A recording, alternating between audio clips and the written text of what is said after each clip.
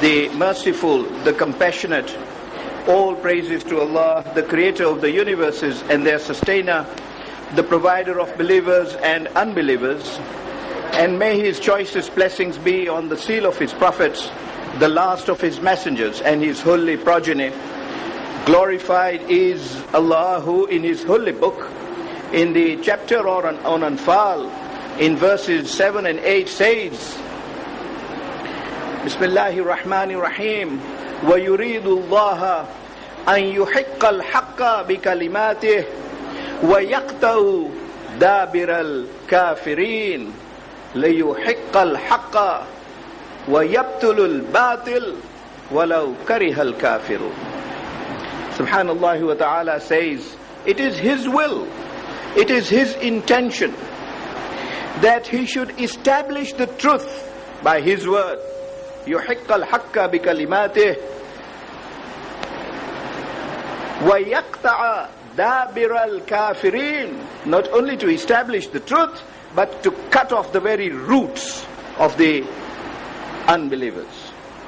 So that, لِيُحِقَّ الْحَقَّ, so that the truth of that truth is established, and what is false is falsified. وَيَبْتُلُ الْبَاطِلِ وَلَوْ كَرِهَ الْمُجْرِمُونَ. Even if all that is averse to, is disliked by the guilty ones. And indeed, tonight insha'Allah, I wish to spend some time showing how Allah in His will ensured that that truth from Him obtains an establishment on this earth, and through which, alhamdulillah, we have His good fortune of being Muslims today and participating in these functions. Well, but before I go into all that, I have been asked to make two announcements. The first of which is that this beautiful book on Ziyarat-e-Nahiya is now ready for distribution to you. Ziyarat-e-Nahiya, as you know, is one of very famous ziyarats of Imam Hussein alayhi salam. Indeed, it is believed that this ziyarah has been compiled and taught by Hazrat Hujjat Sahibul Zaman Ajjalallahu Farajahu. Indeed, it is not only a ziyarah, it is a ziyarah which contains a marthia, a full marthia, a full nawha on Imam Hussein alayhi salam, and a record of what transpired in Karbala on that occasion, on the day of Ashura. A full record of it. It is recommended to be recited on the day of Ashura, and hence it is being distributed at this early stage. Although in reality it is a ziyarah which can be recited on any day. Just indeed, even the Ziyarat-e-Ashura taught by the 5th Imam alayhi salam, the one famous Ziyarat-e-Ashura, can be recited on any day. So can Ziyarat-e-Nahiya. The organizers have printed only about 200 of the copies, and request that those who wish to have copies can reserve a copy for themselves through one of them. Azghabai will be there, Kumail will be there, and they will be pleased to assist you and ensure that you receive a copy. It is well done in the sense that not only is the Arabic provided, the original text, a translation of it has been provided, and for those not able to read Arabic, even the transliteration is provided in the book. The second announcement that I've been asked to make comes from those who organize these English sittings. It has been felt by them that there has been squeeze on time. But lately, they have been under pressure from you. A number of people have approached them saying that time should be extended and we should allot a little more time to our sittings than we have planned. The original plan, of course, was that we do the 10 sittings up to the eve of Ashura, Of course, there is no sitting here for Sham-e Ghariban, but on the 12th eve, we then meet only for question and answers. It has been felt that because the Saturday night, that is the 13th eve of Muharram, is available, that slot has not been given to any speaker, we could utilize the 13th night as well. So, inshallah, we shall extend our sittings to Saturday night and not complete next Friday night. The Saturday night is, inshallah, for questions and answers only. What I'm considering is whether we should not commence question and answers even on Friday night. This I say because of my experience for the last few years, that we are not able to do justice to all the questions within one session of question and answers. So it may well be that we can split the time on those 2 nights, giving substantial time to question and answer, and perhaps predominantly the major part of Saturday evening to question and answers only. That, of course, gives me a breathing space to be able to proceed at a little lower pace, as those organizers of these sittings have recommended to me. However, the subject I wish to discuss this evening, as I say, is of the greatest historical significance in the history of the life of the Holy Prophet, and indeed in the history of Islam itself. But before I come exactly to that incident, and that, might I say straight away, is the incident of the Battle of Badr. It is not my intention to discuss the battle in detail. What is my intention is to continue discussing the principles which we have been discussing. And 2 or 3 of them emerge in such an important fashion in this particular battle. We saw yesterday how the Holy Prophet established the People's Charter. And in that People's Charter, he gave all the freedom to the Jews. He gave all the freedom to all the Muslims. Yet, the Jews were not content with it. They signed the pact and soon got out of it. At that time in Medina, at the time the pact was signed, there were three categories of people. First, of course, were the Ansars and the Muhajirs. They remained loyal to the Holy Prophet. Both groups remained fully loyal to the Holy Prophet. But there was a second group. This was a group which linked itself with the Ansars, but in fact were not true followers of the Holy Prophet, were not true converts to Islam. They were what are generally called as munafiqun, and they were being led by Abdullah bin Ubay. Abdullah bin Ubay was planning to become the chief of Medina before the advent of the Holy Prophet. He had planned that he will take over the administration of Medina, and he will be in charge of the city and be not only its chief but its governor in all respects, and had built up his influence and his position and those loyal to him. Just as about that time Abu Sufyan had done that in Mecca, although Abu Jahl was the leader of the Qurayshites, as we have seen all along, Abu Sufyan was planning to obtain that position for himself in Mecca about the time when Abdullah bin Ubay was planning to get that high position for himself in Medina. The coming of the Holy Prophet brought in such an impact and such an influence that so many people resorted to Islam that Abdullah bin Ubay and his compatriots felt there was not much room or scope for him to take over the reins of administration of Medina. They remained exclusively within the charge of the Holy Prophet. But he was disturbed. He and his people, however, ostensibly became Muslims. They felt that by doing so, they will be able to use the influence of the Holy Prophet to achieve their own ends. It is unfortunate that that happened at that particular point in time when Islam was so infant. The question I want to raise is, does that not happen today? Don't we call ourselves Muslims for our own ulterior motives? Of course, Yazid did so. He is a glaring example of how he called himself Muslim, as did his father.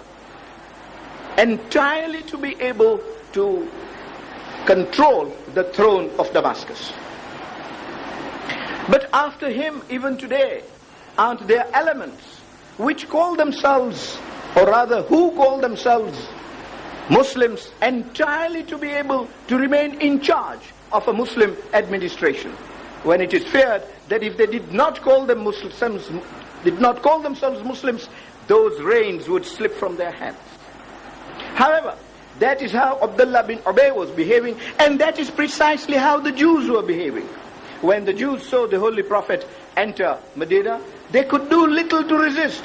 Although, as I said yesterday, they should have identified the Holy Prophet as one already proclaimed in their books. And indeed, the Holy Book said, وَيَعْرِفُونَهُ كَمَا يَعْرِفُونَ أَبْنَاءَهُم. They would be able to recognize him as they recognize their own children. And yet they did not. They thought they would use and manipulate the presence of the Holy Prophet to bring back Judaism into Arabia. They soon discovered, however, that the principles on which Islam was based were far more simple, were far more basic than the kind of pageantry that Judaism had already developed by that time. Be that as it may, they soon saw that the Holy Prophet, although gave them the pact, would not compromise on the principles of Islam. Those were to remain pristine and were to remain intact. So they began to lose interest in their support to the Holy Prophet. Indeed, they did the worse than what the Munafiqun did. They conspired with the Munafiqun to bear enmity to the Holy Prophet and became spies for Abu Sufyan and the Meccans. They started sending information to the Meccans. The Holy Prophet, aware of this situation, now is trapped in a situation in which he has two dangers. One from within and one external from Makkah. And he had to handle both of them, which he did illustriously. And that is inshallah what we discuss tonight. The Jews played another role which is typical of them. They started maligning the Holy Prophet. They started ridiculing the principles of Islam, which they said were in keeping with their religion. Indeed, they twisted their tongues in recitation of the holy verses of Quran to give them blasphemous meanings. Worse than that, they prepared poetry, and there were a number of poets and poetesses of the Jews' background at that time, to malign Islam and indeed to revile Muslim women. And those who were sung as Muslim women passed the streets in Medina, only to demoralize the Madinite setup. The Holy Prophet could ignore those matters of vexation, but he found he could not ignore the risk of an attack from Mecca, because he held himself responsible for the lives and liberties of the Muslims. The pride and property of Muslims was a matter within his control and within his responsibility. And so he decided he would address himself to that aspect of the matter first. Soon, however, he received intelligence that the Meccans are preparing to attack the Madinites, the Holy Prophet and the entire Muslim congregation.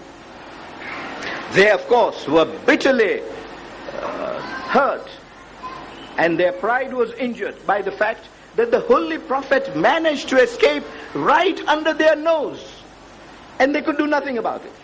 He got into Medina. Not only that, he has now established a commonwealth, and he is in charge of that commonwealth.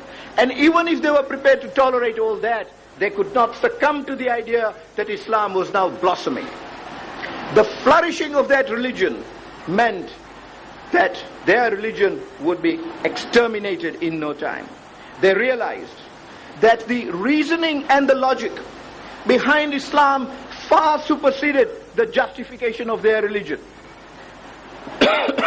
And hence they knew that once their vilification was no longer open and their heckling of the Holy Prophet was no longer possible, the message will traverse far and wide.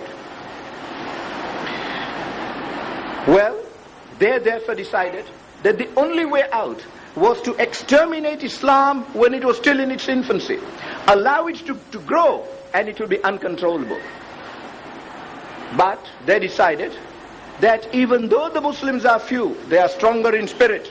Hence, they should arm themselves to the teeth.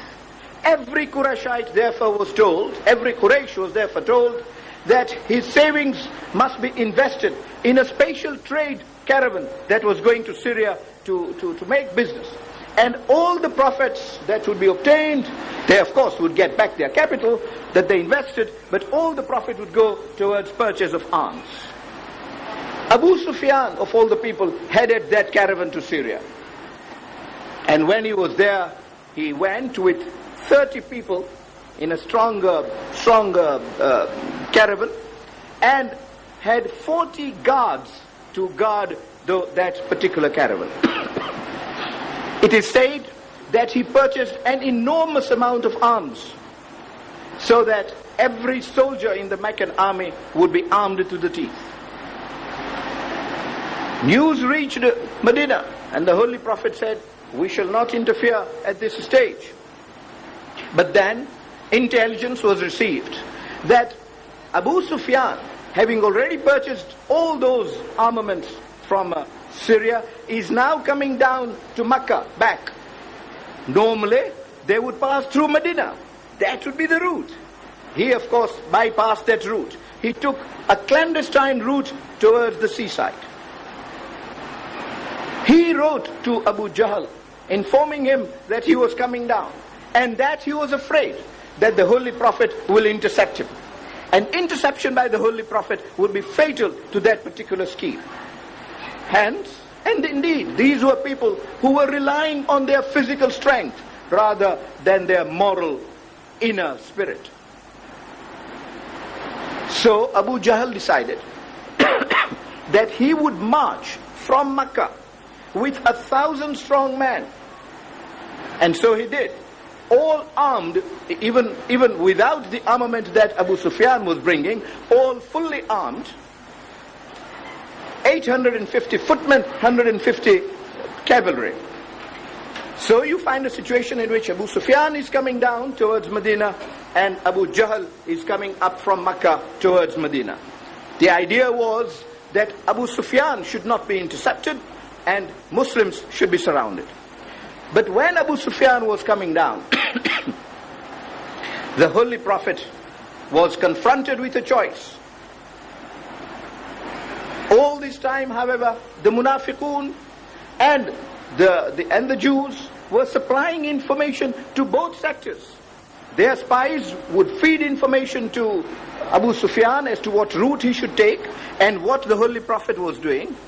And they would also supply information to Abu Jahl as to what the Holy Prophet was preparing. As things proceeded, the Holy Prophet had to decide, whom does he attack? Does he attack Abu Sufyan as he nears Medina? Or does he prepare himself to attack the Meccans? Abu Bakr brought intelligence that the force with which Abu Jahl is coming is enormous, far more than the force that the Medinites could withstand. And Umar also advised that if the Muslims were to challenge the force of Abu Jahl, they would need far more than they had, because this time the Meccans are not only coming with armament, they are coming with revenge. So that will supplement their lack of moral support. The revenge being inborn, that they must at all costs take revenge not only on the Holy Prophet, and not only kill the Holy Prophet, but everybody who supported the Holy Prophet. And the Holy Prophet heard all that, although he was a little disappointed, but he heard all that. Allah by then sent a wahi, a revelation contained in the Holy Book. And you'll find those in chapter 9, Surah Barat, in which Allah says that there are two routes but you must go and attack the army itself, so that the truth is established. And the substance of that revelation is what I made the heading of our sitting this evening. He says, وَيُرِيدُ اللَّهَ أَن يُحِقَّ الْحَقَّ بِكَلِمَاتِهِ وَيَقْطَعُ الدَّابِرَ الْكَافِرِينَ, that he should establish the truth by his word, and he should cut off the roots of unbelievers. لِيُحِقَّ الْحَقَّ وَيَقْتُلُ الْبَاطِلَ وَلَوْ كَرِهَ الْمُجْرِمُونَ, so that the truth is established and falsehood is falsified, even though this will be averse to the guilty ones, mujrimun. And so the order, the divine order was, fight the army that comes from Makkah. Ostensibly, from the worldly angle, the easier course was to fight the caravan, because the Muslims would be more than the 30 people in the caravan or the 40 guards, and there would be a lot of booty. The Muslims would be able to take all that armament into their storage.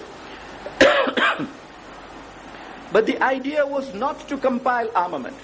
The idea was not to kill those who brought those goods. The idea was that haqq, truth, should prevail. لِيُحِقَّ الْحَقَّ وَيُبْتِلُ الْبَاطِلَ.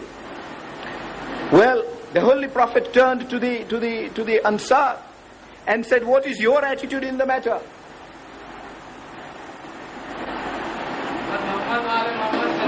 Mr. Raju,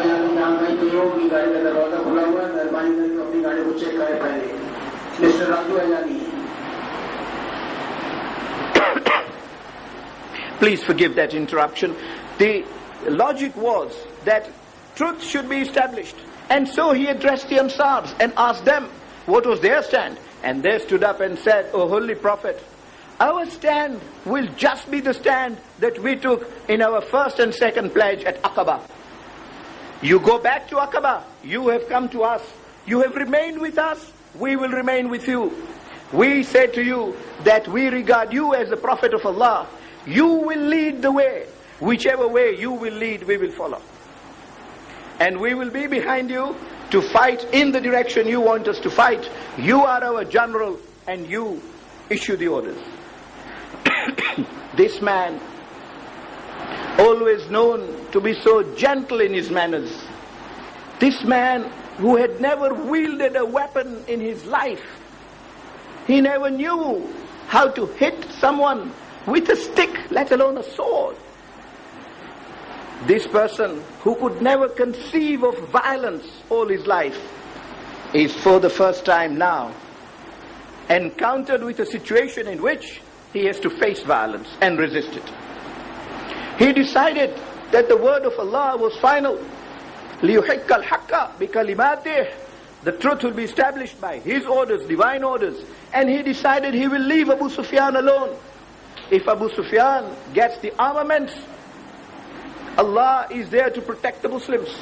And he marched towards Badr. He did so because the intelligence was that the army of Abu Jahl was marching on towards Badr and was going to camp at the valley of Badr. And so they did. But when they came in, they did two things. They camped their tents at the stream of Badr because they were the first to arrive. Taking advantage of the fact that they were first to arrive, they camped at the stream of Badr. And I'm laying these facts for a special conclusion that I want to reach with you. The second thing they did was, they took the better terrain. There was the soft terrain, the sandy part, which they left for the Muslims. They took the firm ground, so that they can battle with firm ground under them. You cannot run, you cannot make your horse gallop on sandy tracks. They left that out for the Muslims. They took the better course.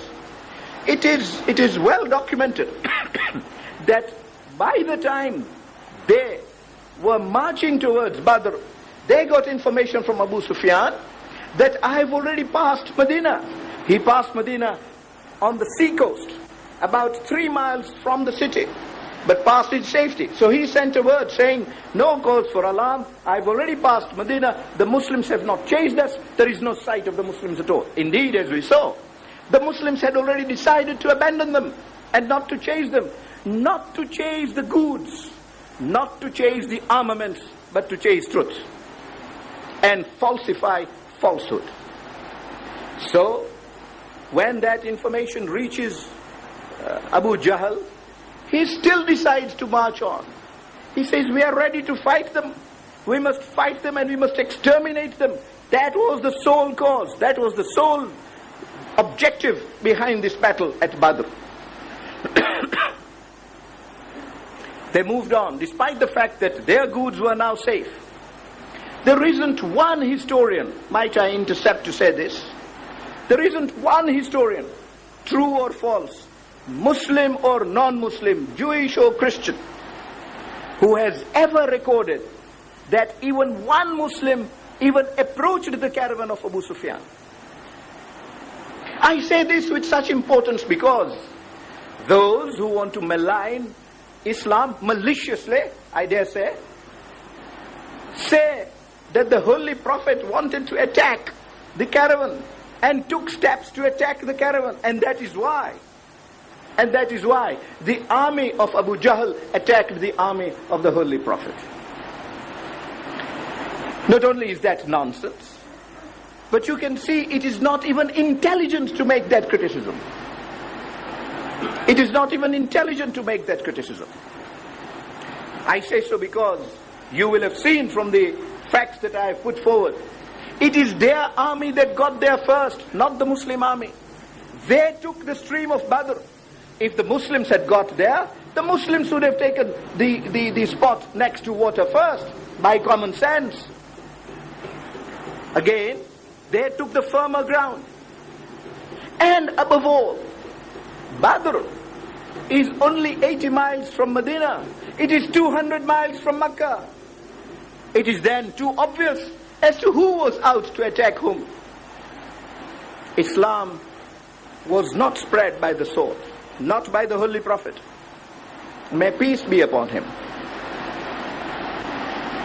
He set out because the intention of Abu Jahl was to attack Medina in a way in which he would exterminate all Muslims once and for all. Was it then not a paramount duty of a messenger of Allah, of an apostle of God, to protect the religion of Allah? And this is all that the Holy Prophet sought to do. Of course, those who do not cherish the existence of that religion of Allah on earth will criticize any move.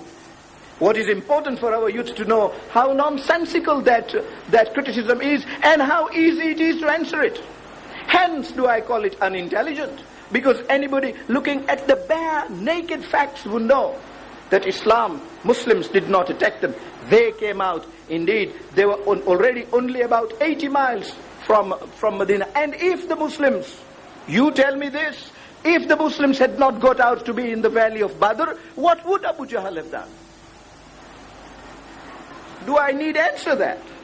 He would have marched on. He would have marched into Medina and not only ravaged Medina, not only plundered it, but exterminate every soul that would come in their path.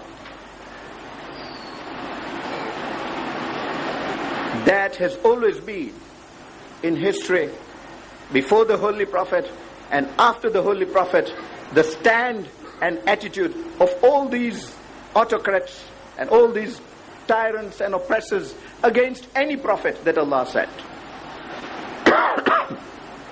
However, when the Muslims come there, how do they come? Equally important argument. They are only 313 in number. And this is what Umar was saying, that those who are on 1,000, we don't have the capacity. And the Holy Prophet said, we will pray to Allah, Inna Allah ma'ana, Allah is with us. That was the spirit in which this religion has been grounded and has been founded. And that is the spirit in which they set out. Only 313. And with what? With 2 horses only. And camels, only 70 camels. In other words, the rest of the army was on feet without any armament.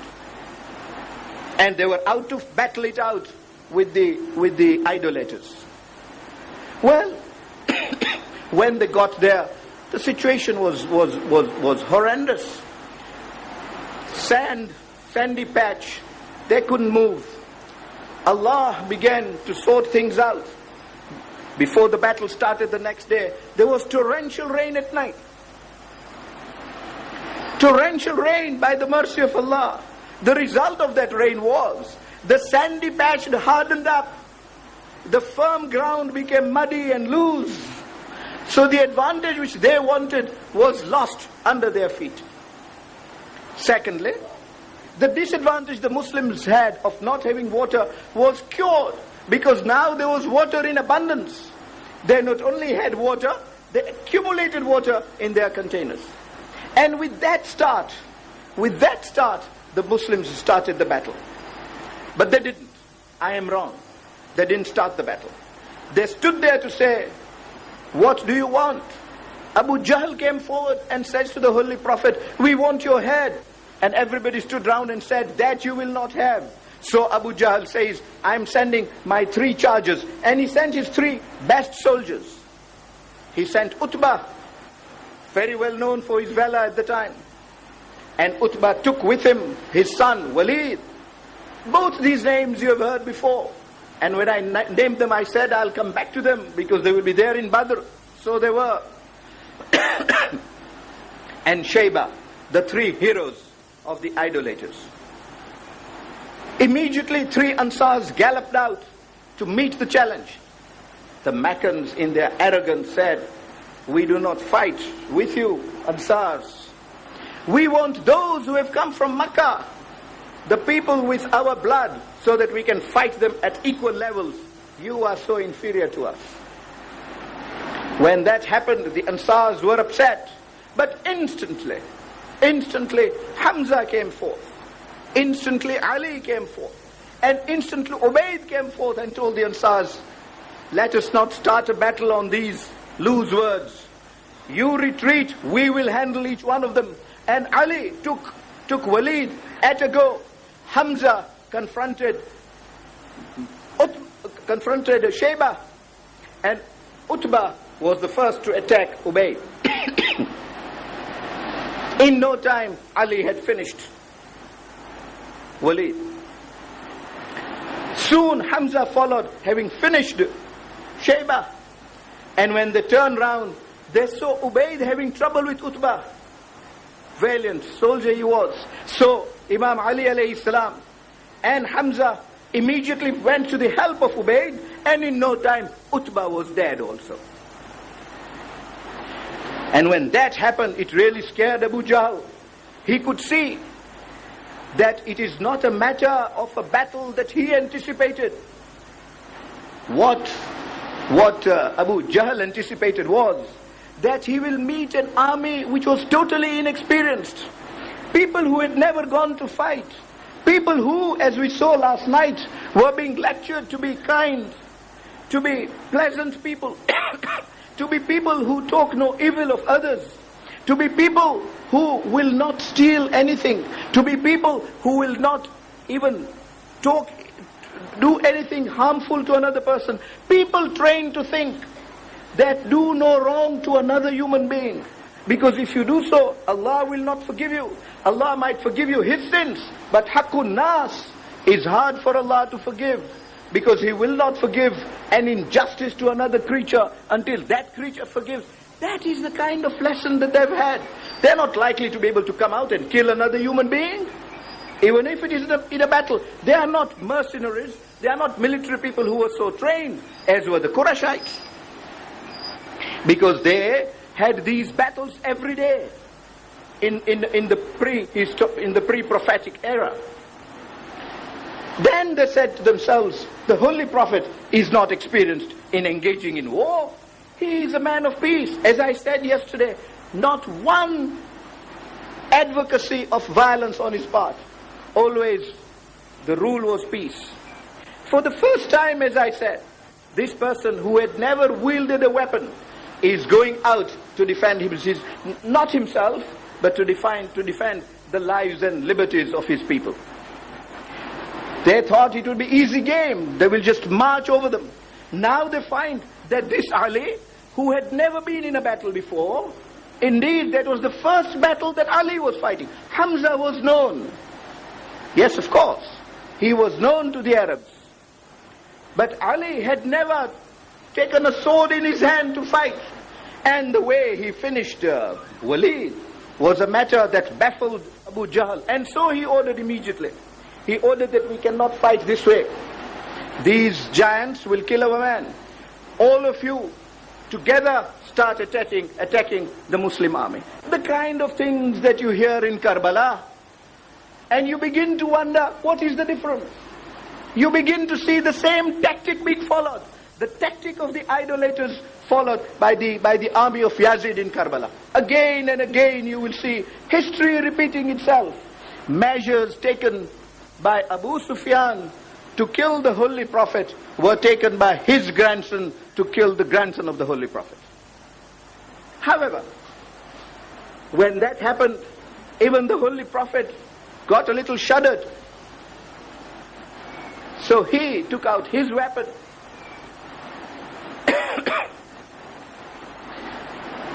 And how beautifully did Imam Ali alayhi salam say of the Holy Prophet and of himself. He says, وَسِلَاحُهُ الدُّعَاء.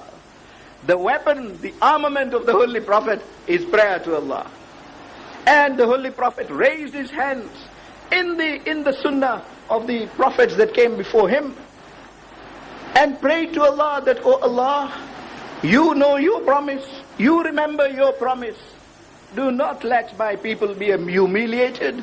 Do not let these, who are the only people who worship you in your pure way, get exterminated. Those were golden words, and hence I wanted to set out this dua, that if there is a way to worship Allah in a pure way, as the Holy Prophet said, the way he taught is the pure way. I say this because today there is the new thinking. Do I have to stand in qiyam to remember Allah? Do I have to make ruku? Do I have to go in sujood? I am remembering Allah when I sit. I remember Allah as I drive. All I have to do is to remember Allah. My dear fellows, not enough. Not enough. Because worship has its roots in obedience. It is only obedience that directs and guides worship. And obedience means worship of Allah in the way Allah likes. You cannot worship Allah in the way you like. Because that then is not worship. That is purely your appreciation. You can thank Allah as you like if you like. You can say thank you to Him in English if you like. Or you can make sajda shukr as the fourth Imam taught. But insofar as his worship is concerned, ibadah is concerned, it has to be the way he dictated, the way he wants it done, for that is obedience. And it is that obedience which is Islam. Sallamahullah is Islam. Submission, because Islam is submission. And that submission is inextricably interwound with obedience. It is the way he wants worship, that worship should be fulfilled. Not the way we want it. Then it will not be his worship. It will be our own pattern of recognizing him. And this form of worship is laid in Quran, the ruku and sujood. Indeed, Sawm, fasting, was made obligatory in that very year.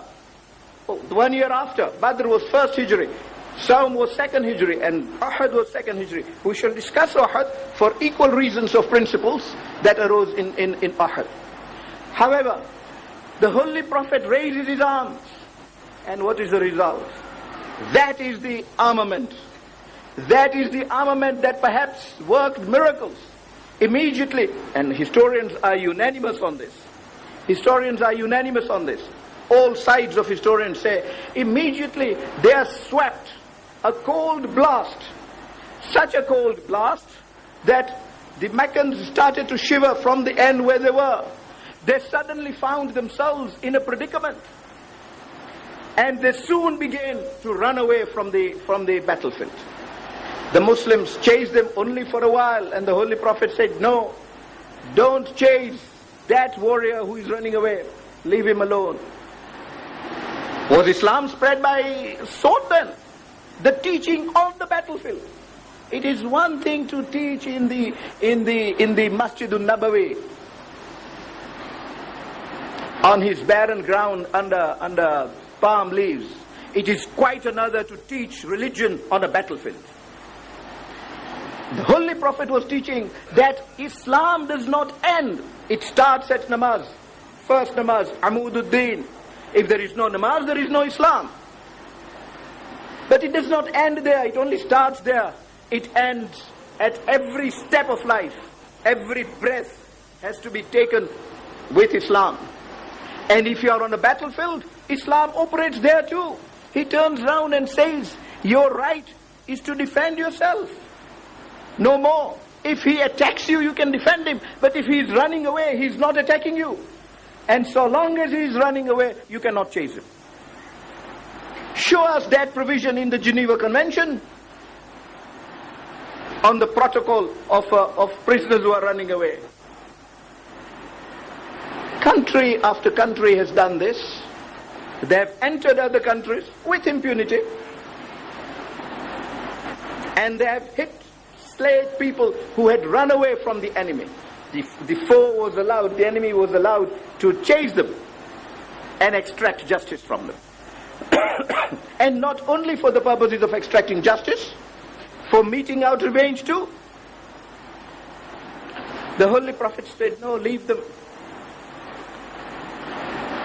70 weighty Qurayshites were killed in that war. Muslims lost 14. 70 prisoners were arrested. And look at the orders of the Holy Prophet. The first orders given were, we will bury the Muslims according to the Muslim rites. But let us dig a hole first and dip all these bodies of the kuffars into that hole first so that we do away with them. And he stood at the entrance. Each body was brought. Abu Bakr was standing at the hole saying, this is Utbah, this is Walid, this is Shayba. And the Holy Prophet, and I say this for a particular reason, and the Holy Prophet turns round to them and says, did I not tell you to follow me and that I am the true Prophet of Allah? Did you think that I was then wrong? Now tell me, has your Lord or have your gods fulfilled their promises to you? I can tell you, my Lord has fulfilled his promise to me. You saw the strength by which you came. You saw the weakness in armament with which I came. My Lord has made promises to me which I have seen fulfilled in this earth. Do you see fulfillment of promises made by your Lord? Umar comes in. Umar comes in immediately and says, oh Holy Prophet, are you talking to people who are dead? Can they listen to you? I would say, even if they couldn't, an important, substantial point was being made by the Holy Prophet as to where is truth and where is falsehood. لِيُحِقَّ الْحَقَّ وَيُبْتِلُ الْبَاطِلِ وَلَوْ كَرِهَ الْمُجْرِمُونَ. That ayah of Allah succeeds in its triumphance. Well, but that is not the answer the Holy Prophet gives. And it is to provide that answer that I am narrating this part of episode. I had no desire to discuss Badr as a battle, but the principles that are evolved from it. Because that is the role of the Holy Prophet. He turns round to Umar, says, yes Umar, indeed, they listen to me and understand me even better than you do. Take that sentence as you understand it. He said, they listen to me and understand me better than even you do. But giving it the most innocent of interpretations, shall I say this, that the Holy Prophet was telling them, you are only seeing what you see with your eyes here. These people who are dead are seeing more. They are beginning to see the entrance to the next world. And there they can see which path they are taking, which was the true path and which was the false one. Except that Allah says that it is by then too late to repent. The chosen path is taken. That's done. The Holy Prophet turns to the prisoners of war. And this is where I wanted to discuss the Geneva Convention on protocol of prisoners of war. The Holy Prophet turns to the whole prisoners of war. 70 of them. 2 were executed for special reasons. They were most violent and would not accept even to be taken as prisoners of war. Even the present rules allow their execution. The rules of the 21st century. However, as for the rest, the Holy Prophet ordered that they will be put in charge of individual Muslims. So now Muslims have prisoners of war as guests in their house. They are not taken to a prison. They are not taken under barbed wires. They are to be kept in the house of the Muslims. And what are the orders? The orders are, treat them well, so that Allah treats you well on the day of judgment. Look at the injunction. Look at the sanction. It is not like the Universal Declaration of Human Rights. It is not like the Geneva Protocol, where if one country disobeys that rule, there is nobody to enforce it. The enforcement that the Holy Prophet put to these orders are within the conscience of man himself. The person himself is his own policeman. He checks himself whether he is following the orders of the Holy Prophet. He is told, treat him well, so that Allah treats you well on the day when you will be his prisoner on the day of judgment. Give him proper food and treat him well. I will leave alone Tabari. I will leave alone Ibn Hisham. Muya, not a sympathetic historian of the Holy Prophet's life. He says that when those prisoners of war were interviewed later on, when they returned to Makkah, they said, our lives be ransomed for the Holy Prophet. They hadn't become Muslims though, but they did become in due course. But they said, our lives be ransomed for the Holy Prophet. These Muslims treated us better than we got treated in Makkah by our own people. When we were moving from Badr back to Medina, these Muslims walked on feet and they put us on their horses and their camels. So you can see prisoners of war on camels and the victors footing home. They gave us wheaten bread when they themselves only ate dates. When food came, we were served first and they ate later. That is where you zakihim. That is what the Holy Prophet accomplished when Allah said, Yatlu alayhim ayatihi wa yuzakkihim, purify them. This is the height of purity to which the Holy Prophet wanted Islam to be elevated. And that is the duty today. It does not end at Badr. It only starts there. That is the duty of Muslims today. And we have many prisoners within our own homes for whom we are accountable. Day in, day out.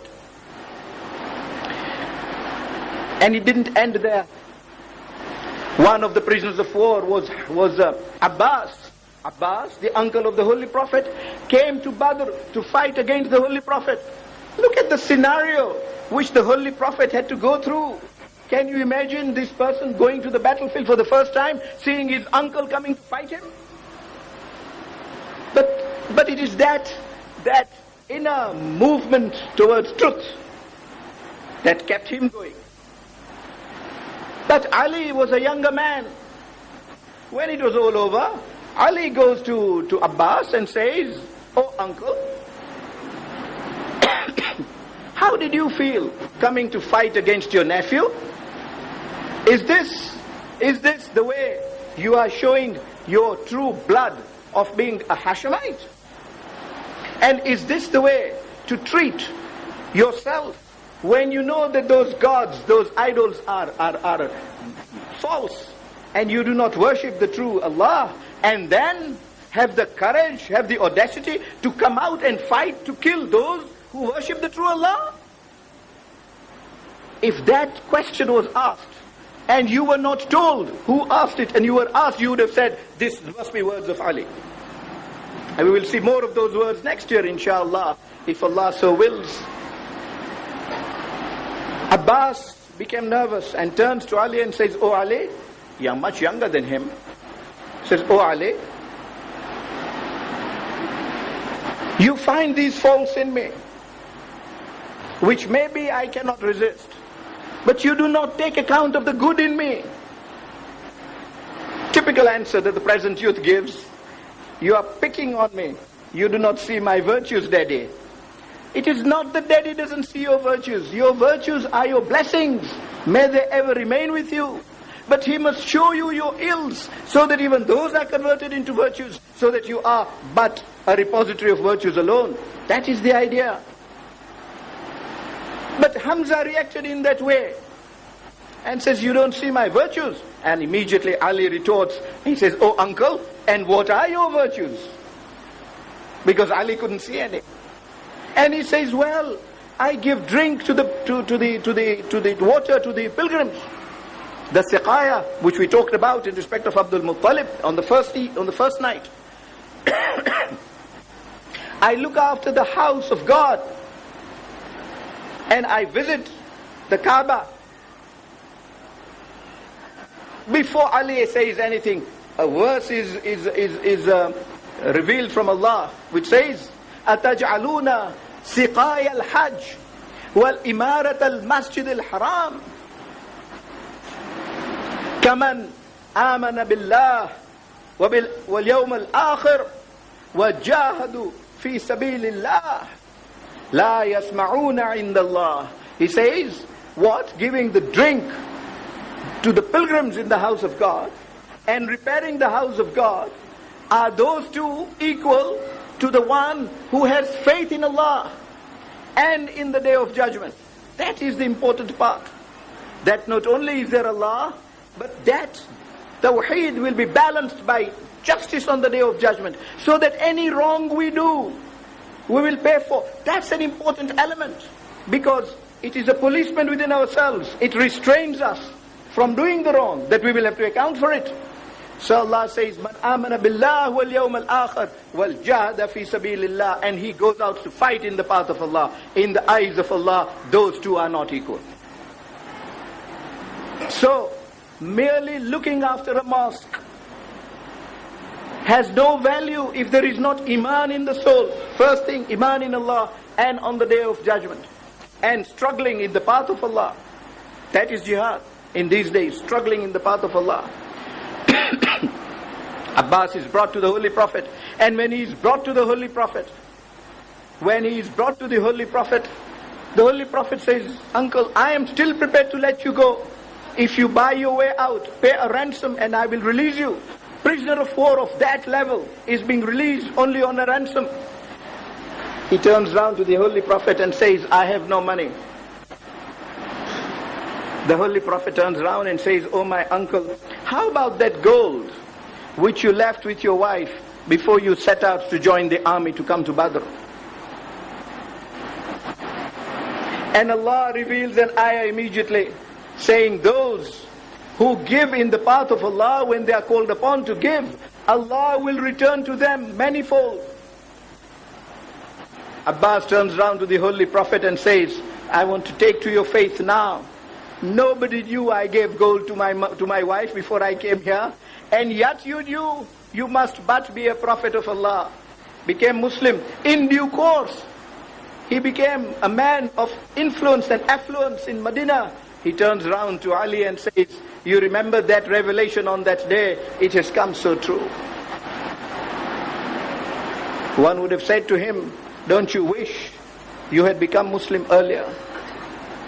But what is surprising is, rather bewildering to the human mind, is that Ali, who saw these rules about prisoners of war, should, on the night of the 20th of Ramadan in the 40th Hijri, have to call his daughter Zainab and tell Zainab, "When Hussein will be killed in Karbala, you will be taken a prisoner, O Zainab." And Zainab, not only will you be taken a prisoner, you will be tied in your hands. And with tied hands and tied necks, you will be taken from Karbala to Kufa, and from Kufa to Damascus. And Zainab turns around to her father and says, Father, will that truly happen? And the father says, yes. She says, but these will not be Muslims. And the father says, they will only be Muslims in name. But then Zainab says, oh my father, won't Abbas be there to protect me on that day? Because Siffin was over, the valor of Abbas was known. He had fought many a battle with Imam Ali alayhi salam. Zainab asked, dear father, won't Abbas be there to protect my hands, my dear father? And Imam Ali alayhi salam says, by the time that happens to you, even he will have lost his arms, O Zainab. And yet when Zainab goes to Karbala, she does not go empty-handed. She decides her arms will not be enough as sacrifice. She takes 2 beloved children. And when she takes Aun and Muhammad with her, on the eve of Ashura, she sits them beside her in the camp and says, oh, Aun and Muhammad, tomorrow is a day of sacrifice. Your father, such an eminent person in the love of Ahlul Bayt. Your grandfather is Ja'far al-Tayyar, and we will talk about him in tomorrow or day after, tomorrow inshallah. Was Ja'far al-Tayyar. He gave his life, he gave his hands in the path in fighting with the Holy Prophet. Tomorrow is a day when you have got to fight. She does not get content. She takes these children to Hazrat Abbas, the same person, and says, oh my brother, I am giving them courage, but I am a woman. You are a man. You give them courage that they fight tomorrow. Look at the zeal of Ahlul Bayt to make that sacrifices in the path of Allah. And Abbas turns to his sister and says, oh my elder sister, why are you asking me to do this? I feel hurt. I have trained Aun and Muhammad. If they know how to use bows and arrows, if they know how to use swords, I have trained them. If they know how to ride a horse and fight on a horse, I have trained them. You are today asking me to do this. I have done this from the very first day. The first day I taught Aun and Muhammad, I knew I was teaching them for Karbala. Where was the occasion for these youngsters who have not even reached their teenagers to fight, oh my sister? I trained them but for that day, and by my blood, oh my sister, they will not let you down. They will fight in valor. And indeed, the next day, when she takes them to Imam Hussein alayhi salam, this is what Imam Hussein says to her, says, oh Zainab, I know I am patient, but why do you tax my patience so much? Do you want me to see these nephews slaughtered? Do you want me to allow my beloved slaughters to go on the battlefield? And Zainab says, no, but what can I do? And Imam Hussein alayhi salam says, no, my sister, your sacrifices will come and you will answer for those sacrifices. I will not let these little children be given leave. She takes them back to Abbas and says, oh Abbas, what did you give them the training for? Hussein is not letting them.